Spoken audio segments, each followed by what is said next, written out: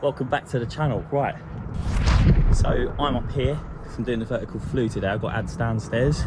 Let's have a little look where Adam is. You down there, Ads? He's not down there. You can see here I've got two flue bends at the top of the boiler, so just bring this off 500mm off the wall. So got that over. So I'm going to be bringing. There he is. Hello, mate. How are you? Oh, he's got all camera shy, hasn't he? So I've just cleared all these stones out and everything like that. And I'm gonna get the flat roof collar here, bed that down on a bit of CT1, loads of that. I'm not gonna be shy with that. And then I can bring this vertical flue through. But it's been nice because it's been very, very wet recently. We've got a lovely day today. Monday was the day I was gonna do it. I was absolutely cracking it down. So. The reason we're coming through the flue is my downstairs neighbours, they want to bring their extension out in the future out to sort of this sort of level. What next door's, and so I'm going to take that out. So yeah, good plan. Right, let's get to it, shall we?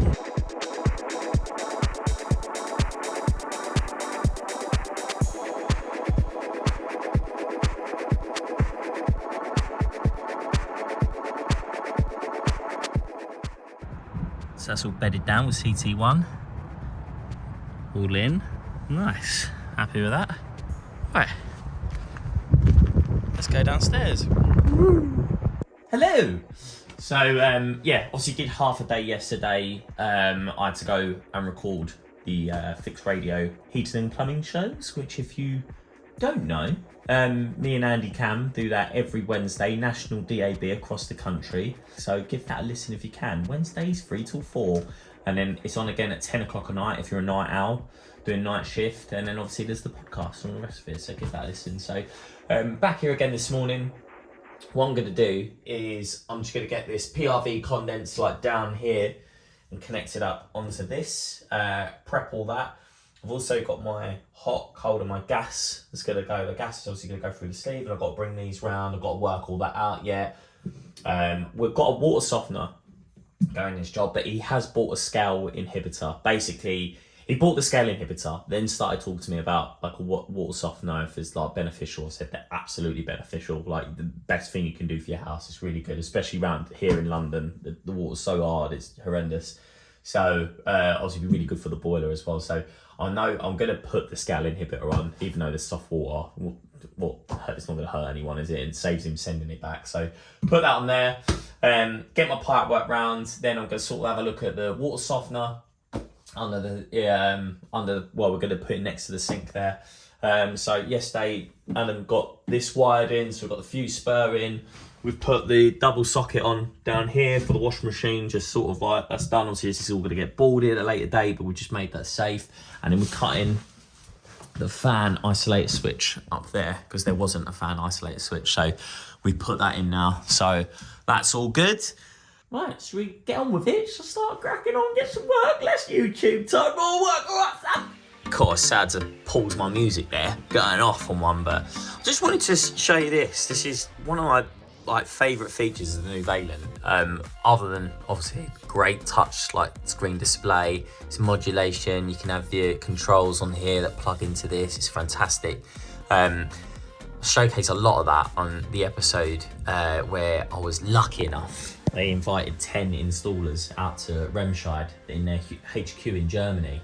It was a fantastic trip, and showed us the R&D centre and everything like that. It was a really, really, really good watch. So give that episode a little watch if you haven't already. But I just wanted to touch on that because this is just, I love this. It's just such a simple idea. They've got this little trap part here, which is similar to their EcoFit Pure and all the rest of it, but it's this adapter.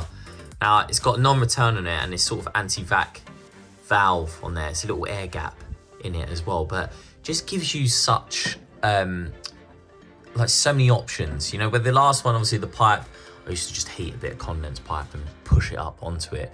This is just great. It's great for servicing, great for everything. You can push that in there, obviously spin it whatever way round. It's got a little bit of bend here, so if you're going on to existing condensers, you know what they're like sometimes a bit. It just gives you like such a great, so many great options. Anything you've got to do is, as you can see there, I've cut a bit of condense pipe and pushed it in that elbow flush, loop that in there so the fitting doesn't go there, it goes inside the pipe. So that now pushes in there. I'm not gonna be able to do this one-handed, but it pushes in there like so. And you just gotta make sure you do that when you're doing it. It doesn't go straight into the fitting. And that's gonna go in there snug, and I'm gonna be able to pull that down straight onto my T here. So yeah, I just wanted to show you that quickly. So,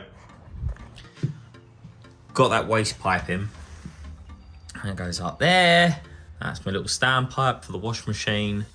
That goes up, that's my PRV and condense. So, I think that's nice and neat. What do you think? I think it's nice and neat. So, what I'm gonna do is gonna unpackage this wash machine now. Whenever you do these, obviously a lot of people might not know this, but these are transit bolts, and you've got to take these out. So there's normally, there we go, there's 4 in this one. So yeah, 4 in this one, and sometimes they'll give you a little, oh there you go, he's already opened them. But these caps, and caps, just when you take this whole like thing out, you put the caps in. Yeah, and then what I'm gonna do, it will come with wash machine hose. I've got that, which will screw onto here. And then we've got the hose, the drain hose. The drain hose there, that's gonna, it'll sit in this. And then when it pumps out, it'll have a little trap there. That's a little trap of water. Right, so people don't know what traps are, right? Why they're called a trap. Because at the bottom of this U shape here, about where this is, about where this is, there'll be just a puddle of water that just sits in there all the time. And what it is this side of the puddle, across here, it's all bad smells, goes right out to the drain, right? It's all the sewage smell. Oh, stinky, stinky. So it comes up there, so the smell's all lingering in here, goes all the way around there, but then can't carry on because there's a puddle of water in the way. The smell can't get through the water.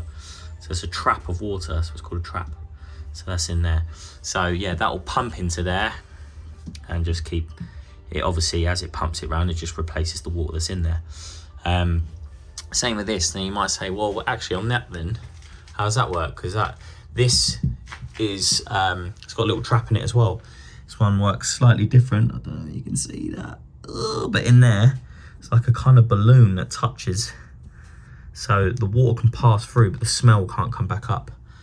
So that works like that, and that's great. So yeah, that's in there, that's in there. We've got a socket, that side, and get it plumbed in. I don't know if you noticed, I took the shower valve out as well. Got really lucky with the gravity of hot water, basically, upstairs on the cylinder. I was like, do I cut this in? Do I cut this in? I was like, yeah, do it. Just get it done. Went upstairs and they'd literally come out the cylinder straight into a shower pump and just pumped the entire house everywhere off the cylinder. And because it was a new pump, the little plastic isolator on the flexi actually worked, so it was really easy to just isolate the water, so that was good. So I managed to actually link up the boiler. Now I know what you're saying, does that mean that I've filled it all back up? Yes, it's at the moment the hot water's going up into the boiler here, but it's not going anywhere because there's a valve on this side that's shut. So we've got, the main is now connected, that goes up, but it's isolated at this valve here, and the hot water's just at the moment just going up to here. Now some of you might be like, why has he put a hot wash machine valve on when all wash machine valves are now, all wash machines now are just on cold water? The reason being I cut a hot wash machine valve on is because I'm going to be power flushing this. And a neat little trick that you can do with VAILLANT, right, is that if you isolate the flow and return up on the valves up here, I can take these off. I've got flushing adapters that go straight onto these two, put my power flushing machine on there. I can connect my hose onto this. I can pressurize the boiler so it thinks that there's, you know, the whole system's under pressure, but it's just the boiler, and I can have hot water. So it'll just kick out hot water without touching the heating. So it's great. So then I'm filling my power flushing machine with hot water, which is going to help flush the system much better. So that's why I do that. And once I'm done with that, I'll cap that off because it won't be in use. But it's a great little flushing point, little filling point, hot filling point for the power flushing machine. So yeah, come along.